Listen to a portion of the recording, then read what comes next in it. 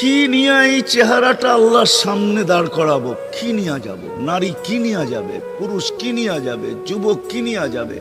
যাইতে তো হবে। যে যায় সে আর কোনোদিন ফিরে আসে না। আর কসম খোদার সত্য এটাই, ওইখানে যাওয়ার পরে আর কোনোদিন শোধরানো যায় না।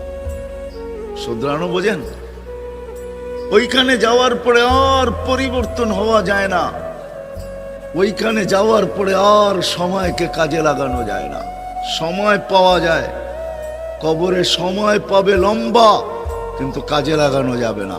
কিয়ামতের মাঠে সময় পাবে লম্বা, 50,000 বৎসর হতে পারে আল্লাহ দাঁড় করায় দিতে পারে। 50,000 বৎসর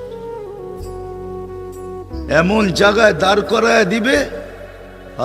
আজকে তো আমি বলি ডেলি 550 লিটার অক্সিজেন নেই আমরা। যুবক, তোমাদের বিজ্ঞানকে জিজ্ঞাসা করো, ডেলি 550 লিটার আল্লাহর অক্সিজেন নেই। 1 লিটারের দাম কত দেখো নেটে সার্চ দিয়া।